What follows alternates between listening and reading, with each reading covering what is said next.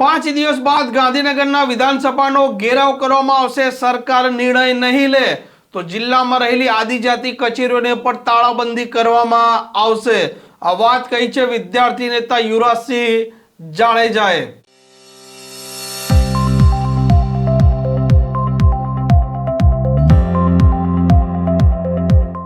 નમસ્કાર, આપ જોઈ રહ્યા છો હોટલાઇન ન્યૂઝ અને હું છું આપની સાથે તોફિક ગાંચી.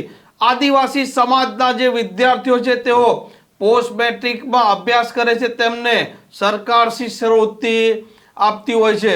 વર્ષ 2010 થી આ પોસ્ટ મેટ્રિક મેનેજમેન્ટ કોટામાં શિષ્યવૃત્તિ આપવાની શરૂઆત થઈ હતી, પરંતુ 28/10/2024 ના રોજ એક પરિપત્ર થાય છે અને જે આદિવાસી વિદ્યાર્થીઓ છે તે પોસ્ટ મેટ્રિકના મેનેજમેન્ટ કોટામાં અભ્યાસ કરી રહ્યા છે તેમને શિષ્યવૃત્તિ નહીં મળે.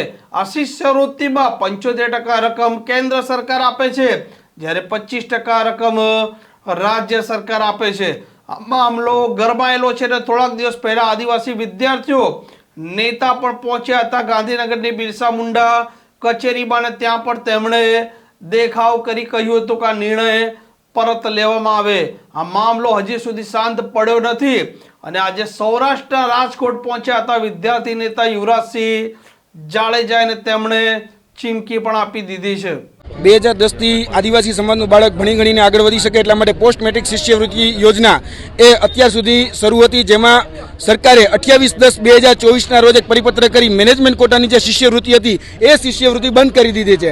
અને આની પહેલા અમે બિરસા મુંડા કચેરી ખાતે ધરણા પ્રદર્શન કરી અને સરકારને ચેતવણી આપી ચૂક્યા છે કે 10 દિવસની અંદર આ શિષ્યવૃત્તિ જે યોજના છે ફરીથી બહાલ કરવામાં આવે, કેમ કે જોવા જઈએ તો આ આપણા ટેક્સના પૈસામાંથી આ બાળકોને જે શિષ્યવૃત્તિ મળે છે જેનું ઓલરેડી બજેટ પણ ફળવાઈ ગયું હોય છે, અને જે પ્રવેશ પ્રક્રિયા હોય શાળાઓની, કહી શકાય કે સંસ્થાઓની, એ સંસ્થાઓની તમામ પ્રકારની પ્રક્રિયા પૂર્ણ થઈ ગયા બાદ આ તુગલકી ફરમાન કરવામાં આવ્યું છે. અને આ તુગલકી જે ફરમાન છે એના વિરુદ્ધમાં અમે 28/10/2024 ના રોજ જે આ પરિપત્ર કરવામાં આવ્યો છે એના વિરુદ્ધમાં આજે રાજકોટમાં એટલે કે સૌરાષ્ટ્રમાં જોવા જઈએ તો 10,000 થી વધારે બાળકો એવા છે કે જે આ શિષ્યવૃત્તિના માધ્યમથી ભણી ગણીને આગળ વધી રહ્યા છે, શિક્ષિત બની રહ્યા છે, દીક્ષિત બની રહ્યા છે. ક્યાંક ને ક્યાંક સરકારની આદિવાસી સમાજ વિરોધી માનસિકતા હોય એ આ સ્પષ્ટ થાય છે, કેમ કે આ જે યોજના અંતર્ગત જે કહી શકાય ગ્રાન્ટ આપવામાં આવતી હતી એમાં 75% ગ્રાન્ટ એ કેન્દ્ર સરકાર આપતી હતી અને 25% ગ્રાન્ટ એ રાજ્ય સરકાર આપતી હતી, અને તેના માધ્યમથી આ આદિવાસી સમાજનું બાળક આગળ ભણી ગણી શકે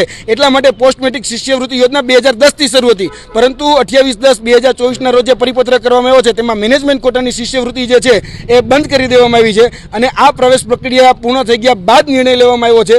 જો આ પ્રક્રિયા તાત્કાલિક ધોરણે એટલે કે જે શિષ્યવૃત્તિ છે તાત્કાલિક ધોરણે ચાલુ કરવામાં નહીં આવે તો વિધિન 5 દિવસની અંદર અમે ગાંધીનગર જે કઈ છે વિધાનસભા છે એ વિધાનસભાનો પણ ઘેરાવો કરીશું. અને અત્યારે જે આદિજાતિ કચેરી જે ઊભા છીએ એ આદિજાતિ કચેરી જેટલી પણ ગુજરાતમાં છે તમામ આદિજાતિ કચેરીના અમે તાળાબંધી કરીશું. જોઈએ હવે આ મામલે શું નિર્ણય આવે છે.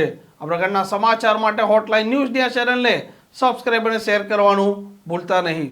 આવા પ્રકારના વિડીયો તમને જોવા ગમતા હોય તો હોટલાઇન ન્યૂઝ ચેનલને લાઇક, શેર અને સબસ્ક્રાઇબ કરો.